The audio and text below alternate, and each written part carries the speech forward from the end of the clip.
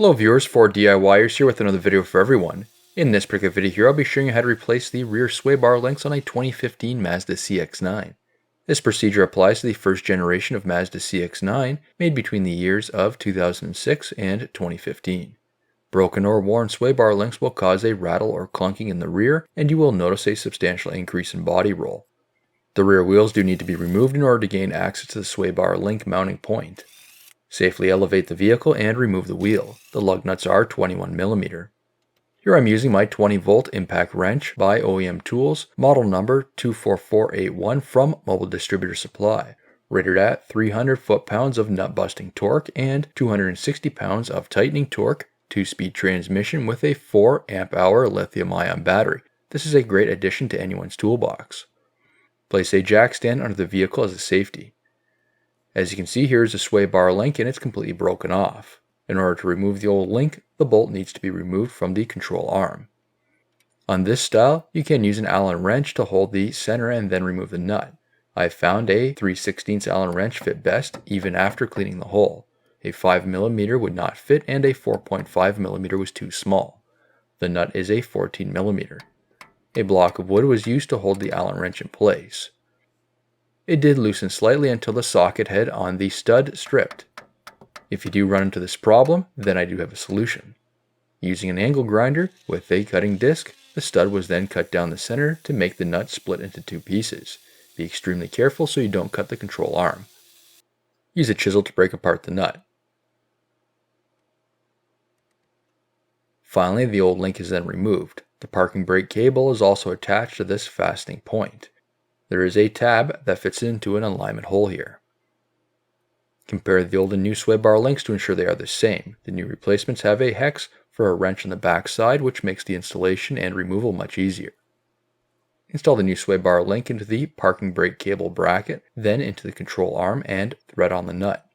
Sizes may vary. The hex on the threaded stud is a 17mm and the nut is a 15mm. The torque specifications for the nut is 34 to 40 foot-pounds or 46 to 54 Nm. The wheel is then reinstalled. The torque specifications for the lug nuts is 90 foot-pounds or 122 Nm. I find it easier to go under the car after when it's on ramps to remove the links from the sway bar. Now moving on to the opposite side, again is safely elevating the vehicle and then removing the wheel. Place a jack stand under the vehicle. Assuming this side will have the same issue, I went straight to cutting the nut. Again was using a chisel to break the nut apart. Then remove the old link. The new sway bar link is then installed. Use a wrench to hold the back side while using a ratchet and socket to tighten up the nut.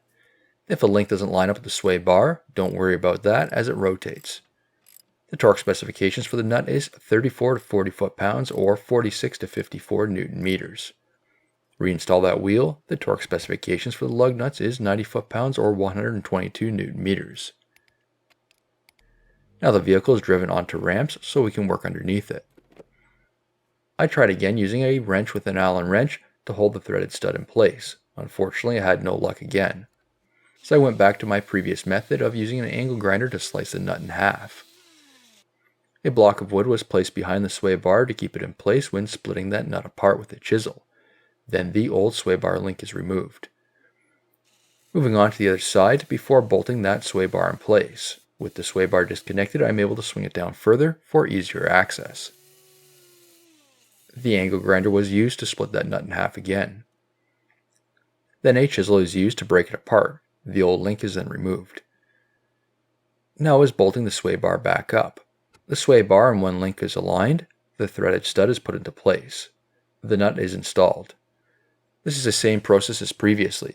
A wrench is used to hold the stud into place while a ratchet and socket are used to tighten the nut. The torque specifications for that nut is 34 foot-pounds or 46 to 54 Nm. On to the opposite side. The sway bar link is put into place and the nut is threaded on. Again, the torque specifications are 34 to 40 foot-pounds or 46 to 54 Nm. After that, you are officially done. New videos released every week on my channel. Be sure to hit that thumbs up button. It's a huge help to me, and leave a comment below if you found this tutorial helpful. If you're not a subscriber, be sure to also hit the subscribe button. Thank you for watching.